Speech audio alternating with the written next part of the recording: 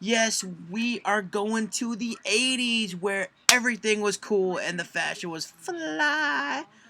I'm just kidding, it was weird. 8-bit, 8-bit though. 8-bit, gotta love the 8-bit video game world because that is where we are going next, ladies and gentlemen.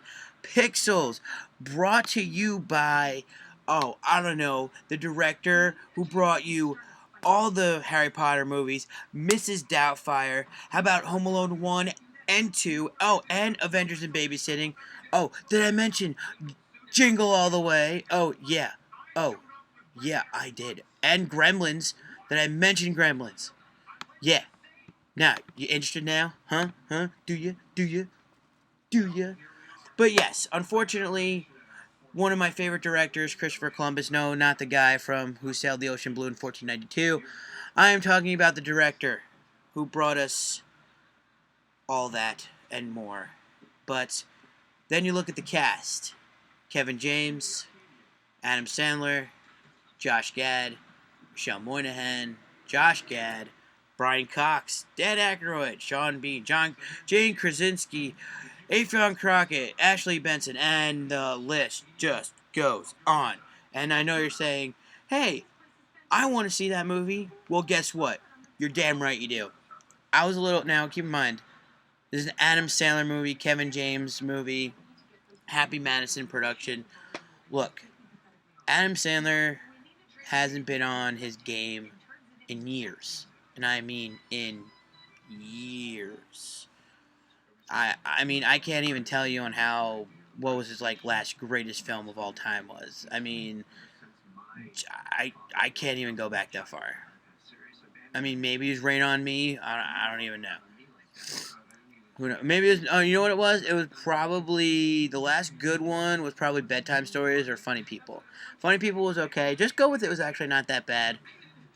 But you know, it gets to a point where you just gotta say, "Hey Sandler, no mas, man, no mas. We don't, no, man.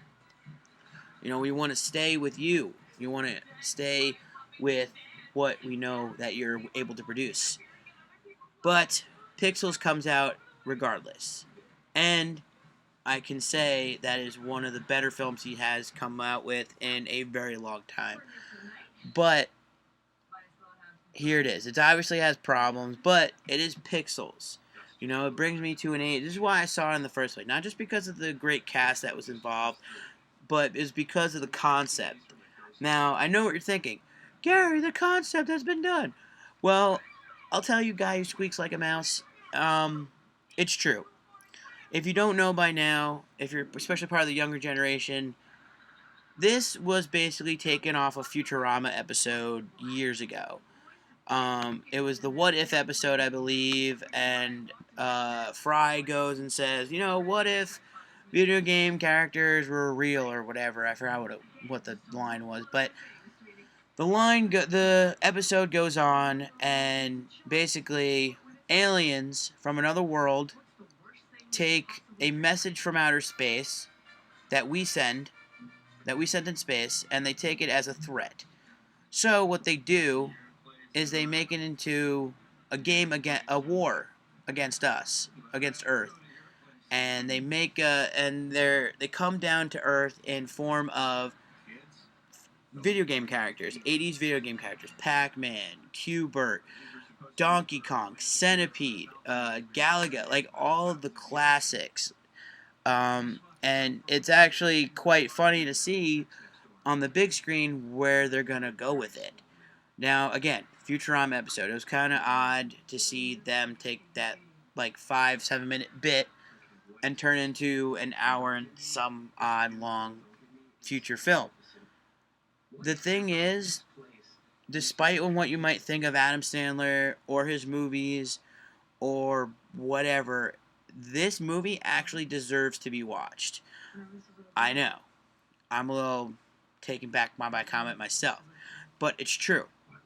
Even with a great acting cast such as that, minus maybe a few, um, it actually it was actually done well enough where it was good. You know, I enjoyed it, and not just because it was a big giant ball of nostalgia. You know, I mean, I might have grown up in the 90s, but a lot of the 90s video games were pretty much the 80s video games are what I played. I played Cuber a lot. I played Donkey Kong, the original Donkey Kong, the original Miss Pac-Man. You know, my dad's a huge fan of Miss Pac-Man. The dude's a savant at it. I don't even know how. It's like a fucking robot. But I digress. It was still a good movie. I liked the comedic timing. It was actually pretty funny. The references and Easter eggs of all the video games, some were a little hit and miss because some of them were either I believe like a few were actually made up. Uh, the one of my favorite ones that wasn't though was Lady Lisa. I forgot the game she's from. It's like Dungeon something. Ashley Benson plays her, and she doesn't speak at all. It's just her character, and I loved every second of it that they brought her in because I used to play that game also. Peter Dinklage was just hilarious as Eddie. Josh Gad, if you don't know already, he plays Olaf in uh, that movie called Frozen, I believe it's called, and I think they're having a sequel later on in a year or so.